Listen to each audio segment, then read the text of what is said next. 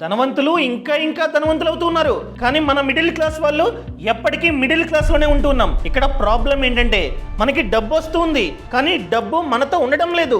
వచ్చిన డబ్బు వచ్చినట్టు ఖర్చు అయిపోతుంది. దీనికి ప్రధానమైన కారణం మనం చేసే చిన్న చిన్న మిస్టేక్సే.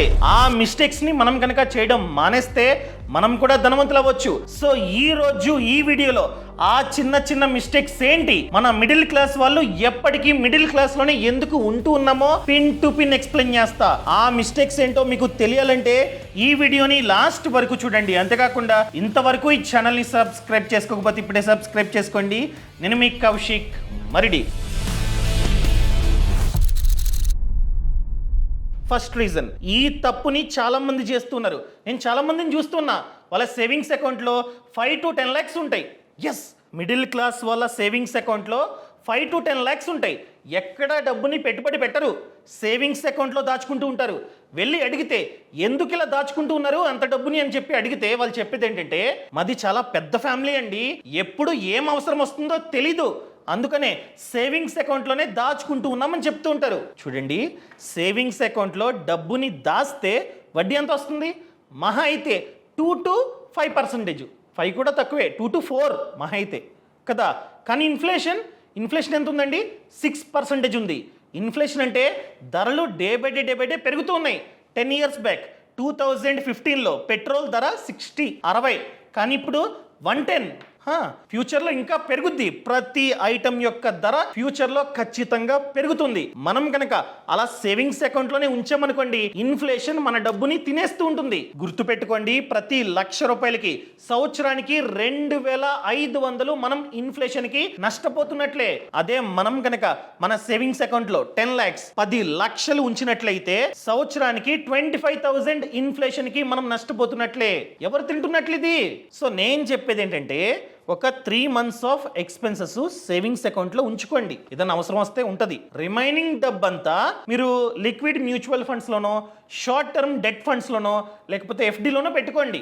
ఫ్యూచర్లో అవసరం వచ్చిందనుకోండి వెంటనే తీసుకోవచ్చు. ఎందుకంటే ఇవి లిక్విడ్ ఇన్వెస్ట్మెంట్ ఆప్షన్స్. వీటిల్లో ఎలా చూసుకున్నా 6%, 7% వడ్డీ రావడానికి ఛాన్స్ ఉంది. ఇన్ఫ్లేషన్ 6, ఇక్కడ 6 to 7% వడ్డీ వచ్చినా కూడా ఇన్ఫ్లేషన్ ని బీట్ చేస్తూ ఉన్నాం. మనకి లాస్ అన్నది లేదు.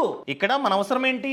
మనది పెద్ద ఫ్యామిలీ, ఫ్యూచర్ లో అవసరాలు ఉంటాయేమో అని చెప్పి సేవింగ్స్ అకౌంట్ లో దాచుకుంటూ ఉన్నారు. కాస్త డబ్బుని అనగా 3 months ఆఫ్ ఎక్స్పెన్సెస్ ని సేవింగ్స్ అకౌంట్ లో ఉంచారు. ఒకవేళ అంతకు మించి డబ్బు కావాలంటే దీని నుంచి విత్డ్రా చేసుకుంటారు. అండ్ ఇక్కడ వడ్డీ కూడా మంచిగా వస్తుంది. ఇన్ఫ్లేషన్ ని బీట్ చేస్తున్నాం, ఎటువంటి లాసు మనకైతే లేదు. ఇలా ప్లాన్ చేసుకోండి. ఇలా ప్లాన్ చేసుకుంటే ఇన్ఫ్లేషన్ మన డబ్బుని తినదు. అర్థమైందా? ఇంకా second one, blindly taking EMIs. నేను చాలా మందిని చూస్తున్నా, మన మిడిల్ క్లాస్ వాళ్ళు వేరే వాళ్ళని చూసి ఇన్స్పైర్ అవుతూ ఉంటారు. ఫర్ ఎగ్జాంపుల్, వాళ్ళ బ్యాచ్ లో ఒక డబ్బున్న వ్యక్తి ఉన్నాడు. అతని దగ్గర ఐఫోన్ ఉంది, ₹150,000 ఐఫోన్.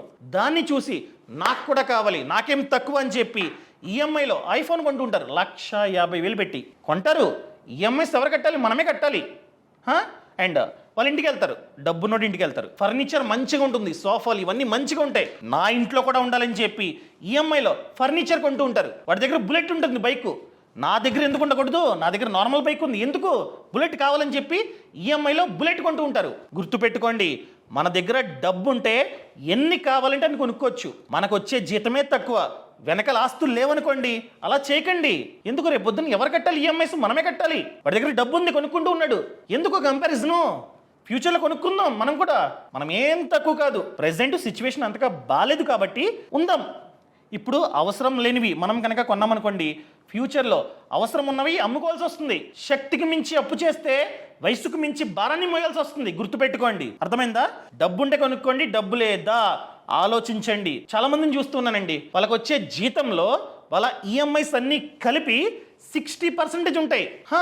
60% ఆఫ్ జీతం ఈఎంఐస్ రూపంలో వెళ్ళిపోతూ ఉంటుంది. ఎప్పుడైనా గుర్తుపెట్టుకోండి, మన అన్ని ఈఎంఐస్ కలిపి మన జీతంలో 30% కంటే తక్కువ ఉండాలి. ఫర్ ఎగ్జాంపుల్ మీ జీతం 1,00,000 అనుకోండి, ఎగ్జాంపుల్ గా చెప్తున్నా. 1,00,000 జీతం అయితే మీ అన్ని ఈఎంఐస్ కలిపి 30,000 కి తక్కువ ఉండాలి. 30,000 కి మించి ఉండకూడదు. 40,000 50,000 ఉండకూడదు. 30,000 లేకపోతే 30,000 కంటే తక్కువ ఉండాలి. అండ్ చాలా మంది ధనవంతులు ఏం చేస్తారంటే ఫస్ట్ డబ్బుని పెట్టుబడి పెడతారు. అలా పెట్టుబడి పెట్టగా వచ్చిన రిటర్న్స్ తో ఇవన్నీ కొంటారు. ఐఫోన్లు, బుల్లెట్లు ఇవన్నీ కొంటారు. కానీ మనం వచ్చిన డబ్బుని ఖర్చు పెడుతూ ఉంటాం. సరిపోక లోన్స్ తీసుకుంటూ ఉంటాం, ఈఎంఐస్ లో కొనుక్కుంటూ ఉంటాం. వాళ్ళు ఇన్వెస్ట్మెంట్ చేసి దాని ద్వారా వచ్చిన లాభంతో ఇవన్నీ కొంటూ ఉంటారు. అదే ఇద్దరికి తేడా. అర్థమైందండి? మీరు కావాలంటే ఈఎంఐస్ని పెట్టుకోండి, మంచి ఈఎంఐస్ని పెట్టుకోండి. మంచి ఈఎంఐస్ అంటే హోమ్ లోన్ ఈఎంఐ, ఇల్లు ఆస్తే కదా, ఇల్లు కట్టుకుంటున్నారు ఆస్తి, లేకపోతే ప్లాట్ కొనుక్కుంటున్నారు అప్పు చేసి, ఫైన్. ఆస్తులు అవన్నీ వాటి విలువ పెరుగుతూ ఉంటుంది. క్లియర్? ఈ తప్పుని కూడా మీరైతే అస్సలు చేయకండి. అవసరం ఉన్న వస్తువులు మాత్రమే కొనుక్కోండి, అవసరం లేనివి పక్కన పెట్టండి, ఫ్యూచర్లో కొనుక్కుందాం. ఇంకా థర్డ్ వన్, ఈ మిస్టేక్ ని చాలా మంది మిడిల్ క్లాస్ వాళ్ళు చేస్తున్నారు. ఏంటి? సింగిల్ సోర్స్ ఆఫ్ ఇన్కమ్ మీద డిపెండ్ అవ్వడం. జాబ్ చేస్తున్నారు అనుకోండి, జీతం మాత్రమే ఇన్కమ్ సోర్స్, వేరే ఇన్కమ్ సోర్స్ లేదు. జీతం ఆగిందా అంతే. ఫర్ ఎగ్జాంపుల్ 50,000 జీతం, ఒక 15,000 ఈఎంఐ కడుతున్నారు, రిమైనింగ్ అంతా ఖర్చులు, రెంట్, అది ఇది ఇవన్నీ ఉన్నాయి. పొరపాటున జాబ్ పోతే, ఆ కంపెనీ ఎత్తేస్తే ఎలా? సో అందుకనే ప్రతి ఒక్కరు సెకండ్ సోర్స్ ఆఫ్ ఇన్కమ్ లేకపోతే ట్రిపుల్ సోర్స్ ఆఫ్ ఇన్కమ్ ని క్రియేట్ చేసుకోండి. నేను చాలా మందిని చూస్తున్నా, ఐటీ జాబ్ చేస్తూ ఉంటారు, ఆఫీస్కి ఎలా వెళ్ళారు, అక్కడ ఏం తిన్నారు, ఇవన్నీ ఒక రీల్ అనమాట. ఇన్స్టాగ్రామ్ లో, యూట్యూబ్ లో అప్లోడ్ చేస్తూ ఉంటారు, వ్యూస్ వస్తూ ఉంటాయి. మనకు కూడా కావాల్సింది అదే, పక్కన వాళ్ళ జీవితంలో ఏం జరుగుతుందో ఇంట్రెస్ట్. సో వ్యూస్ వస్తూ ఉన్నాయి. సో ఇలాగా 50,000 60,000 సబ్స్క్రైబర్స్ వచ్చిన తర్వాత, ఇన్స్టాగ్రామ్ లో 1,00,000 ఇవన్నీ ఫాలోవర్స్ వచ్చిన తర్వాత బ్రాండ్స్ వస్తూ ఉంటాయి. సో ఒక్కో బ్రాండ్కి 10,000 ఛార్జ్ చేసినా కూడా వాళ్ళు ఈజీగా 5 బ్రాండ్లు చేస్తున్నారు ప్రతి మంత్. 5 బ్రాండ్లు, 5 ప్రమోషన్లు అంటే 50,000. వచ్చే జీతం 50, ఇక్కడ 50. ఈ జీతం పోయినా కూడా ఇది ఉంటుంది కదా, బ్యాకప్ ఉంది. ఇలా చాలా మందిని చూస్తున్నా. అది పక్కన పెట్టండి, ప్రతి ఒక్కరికి సెట్ కాకపోవచ్చు ఇన్స్టాగ్రాము ఇవన్నీ. మీకు నాలెడ్జ్ ఉందండి, మ్యాథ్స్ మీద ఇవంతా నాలెడ్జ్ ఉంది. మీరు ఒక గేటెడ్ కమ్యూనిటీ అపార్ట్మెంట్లో ఉంటున్నారు, చాలా మంది పిల్లలు ఉంటారు. వాళ్ళ పేరెంట్స్తో మాట్లాడి ట్యూషన్ చెప్పండి. ఆఫీస్ నుంచి రాగానే ట్యూషన్ చెప్పండి, ఫైన్, అయిపోయింది. మీ గల్లీలో చాలా మంది పిల్లలు ఉంటారు, పేరెంట్స్తో మాట్లాడి ట్యూషన్ చెప్పండి. Second source of income. So ఇలా సెకండ్ సోర్స్ ఆఫ్ ఇన్కమ్ని ప్రతి ఒక్కరూ ఖచ్చితంగా క్రియేట్ చేసుకోవాలి. ఇంకా next one, not tracking monthly expenses. మన ఖర్చులను మనం ట్రాక్ చేసుకోవడం చాలా ముఖ్యం. మీకు తెలుసా ఎంత ఖర్చు అవుతుందో? మీకు మీ ఫ్యామిలీ మొత్తానికి ఒక మంత్కి ఎంత ఖర్చు అవుతుందో ఎగ్జాక్ట్ ఫిగర్ తెలుసా? చాలా మందికి తెలీదు. ఓతగా ఖర్చు పెడుతూ ఉంటాం. సో 1వ తారీఖున జీతం వస్తే 25th 26th ఖతం అయిపోద్ది. క్రెడిట్ కార్డ్స్ వాడుతూ ఉంటాం. ఎందుకు ఇలా జరుగుతుంది? మనం చేసే ఖర్చుల్లో ఖచ్చితంగా అవసరమైన ఖర్చులు ఉంటాయి, అనవసరమైన ఖర్చులు చాలా ఉంటాయి. మనకి తెలియదు, అది చేసేస్తూ ఉంటాం, మర్చిపోతూ ఉంటాం. సో ఇక్కడ నుండి అయినా మీరు చేయాల్సింది ఏంటంటే, ఒక వాట్సాప్ గ్రూప్ని క్రియేట్ చేసుకోండి. మీకు పెళ్ళయిందనుకోండి, మీరు మీ వైఫ్ ప్రతి ఖర్చు, పాల ప్యాకెట్ కొన్నారు 20 రూపీస్ అనుకోండి, 20 రూపీస్ అని చెప్పి ఎంటర్ చేయండి. అండ్ వైఫ్ ఎంత ఖర్చు పెడుతున్నారో ప్రతి ఖర్చు అందులో మెన్షన్ అవ్వాలన్నమాట. పాప ఉంది, పాపకి పాకెట్ మనీ ఇచ్చారు, దాన్ని కూడా ఎంటర్ చేయండి. ఇలా ప్రతి ఖర్చుని మీరు కనుక ఎంటర్ చేశారనుకోండి, మీకు క్లారిటీ వస్తుంది. ఒక మంత్కి ఎంత ఇన్కమ్ వస్తుంది, ఎంత వెళ్తుంది, అలా వెళ్ళిన డబ్బులో, అలా ఖర్చుల్లో ఎన్ని అవసరమైన ఖర్చులు ఉన్నాయి, ఎన్ని అనవసరమైన ఖర్చులు ఉన్నాయో నోట్ చేసుకోండి. ఫర్ ఎగ్జాంపుల్ మీకు 30,000 మంత్కి 30,000 ఖర్చు అయింది, అంతా ట్రాక్ చేసుకుంటే 30,000 అని చెప్పి వచ్చింది. అందులో 20,000 అవసరమైన ఖర్చులు, ఇంకొక 10,000 అనవసరమైన ఖర్చు. మీకు అర్థమైపోద్ది, ఇంత ఖర్చు పెట్టానా, ఇది అసలు అనవసరంగా పెట్టాను, అలా పెట్టుండకూడదు అని చెప్పి మీ మైండ్ మీకు చెప్తుంది. అన్ని నోట్ చేసుకోండి, గుర్తుపెట్టుకోండి, ఇవన్నీ అనవసరమైన ఖర్చులు అని చెప్పి. నెక్స్ట్ మంత్ మళ్ళీ ట్రాక్ చేయండి. ఖర్చు పెట్టే టైంలో మీ మైండ్ చెప్తుంది, లాస్ట్ మంత్ 10,000 ఖర్చులో, అనవసరమైన ఖర్చులో ఇది కూడా ఉంది, కొనొద్దు అని చెప్పి మీ మైండ్ చెప్తుంది. ఇలా ప్రతి మంత్ నోట్ చేస్తారు కనుక స్లోగా మీ ఖర్చులు తగ్గుతాయి. కొన్ని మంత్స్ అయ్యేసరికి 5,000కి పడిపోతుంది ఆ అనవసరమైన ఖర్చు. 10,000ది కాస్త 5,000కి తగ్గుతుంది. రిమైనింగ్ డబ్బుని మీరు పెట్టుబడి పెట్టండి, ఇన్వెస్ట్మెంట్ చేయండి, డైవర్సిఫై చేసుకొని. అసలు మెయిన్ థింగ్ ఏంటంటే, జీతం పడగానే 20% వేరే బ్యాంక్ అకౌంట్కి ట్రాన్స్ఫర్ చేయండి. దాన్ని ఇన్వెస్ట్మెంట్ చేయండి, డైవర్సిఫై చేసి రిమైనింగ్ 80% డబ్బుతో బ్రతకండి.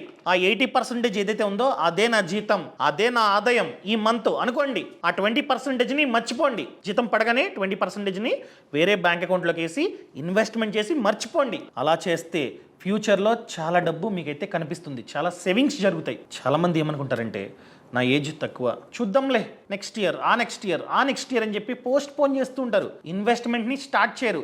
35-40 వచ్చిన తర్వాత స్టార్ట్ చేస్తారు. అప్పుడు స్టార్ట్ చేసిన పెద్ద యూజ్ ఉండదన్నమాట. పవర్ ఆఫ్ కాంపౌండింగ్ వలన ఎంత వీలైతే అంత త్వరగా స్టార్ట్ చేస్తే చాలా డబ్బు మీకైతే కనిపిస్తుంది. సో నేను చెప్పేది ఏంటంటే ఫస్ట్ జాబ్ ఎప్పుడైతే వస్తుందో అప్పుడే 20% పక్కకు పెట్టి ప్రతి మంత్ 20% ఇన్వెస్ట్మెంట్ చేస్తుండండి. ఖచ్చితంగా మ్యాజిక్ని మీరైతే చూస్తారు. క్లియర్? ఇంకా లాస్ట్ వన్, ఇది చాలా పెద్ద మిస్టేక్ మనమందరం చేస్తున్నాం. మన మిడిల్ క్లాస్ వాళ్ళు ఇన్సూరెన్స్ని పెద్దగా పట్టించుకోం, కానీ ధనవంతులు ఖచ్చితంగా ఇన్సూరెన్స్ పాలసీలని తీసుకుంటూ ఉంటారు, కడుతూ ఉంటారు. ఎందుకండి? చిన్న ఎగ్జాంపుల్ చెప్తా.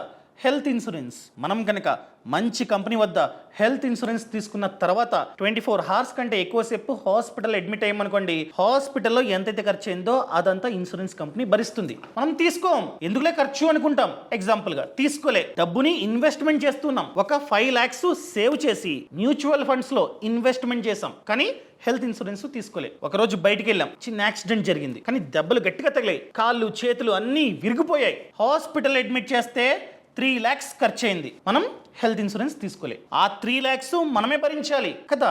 సో మన సేవింగ్స్ ఏవైతే ఉన్నాయో, ఇన్వెస్ట్మెంట్లు ఏమైతే ఉన్నాయో అవన్నీ తీసి హాస్పిటల్లో బిల్లు కట్టాలి. అదే మనం కనుక మంచి కంపెనీ వద్ద హెల్త్ ఇన్సూరెన్స్ పాలసీ తీసుకుని ఉంటే ఆ 3 lakhs బీమా సంస్థ భరించేది. మన సేవింగ్స్ సేఫ్గా ఉండేవి, అవి రేపు మనల్ని కాపాడేవి. కానీ మనం తీసేసాం. ధనవంతుల దగ్గర చాలా డబ్బు ఉంటుంది, అయినా వాళ్ళు తీసుకుంటారు, మనం తీసుకోం.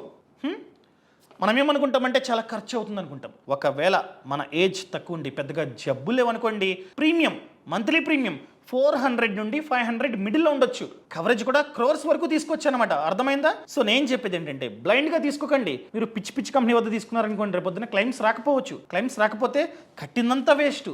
హాస్పిటల్ బిల్లు మనమే కట్టాలి, అంత ఫస్ట్కి వస్తుంది. సో మంచి ప్లాన్స్లో తీసుకోండి, మంచి కంపెనీస్ దగ్గర తీసుకోండి. ఎలా తీసుకోవాలి?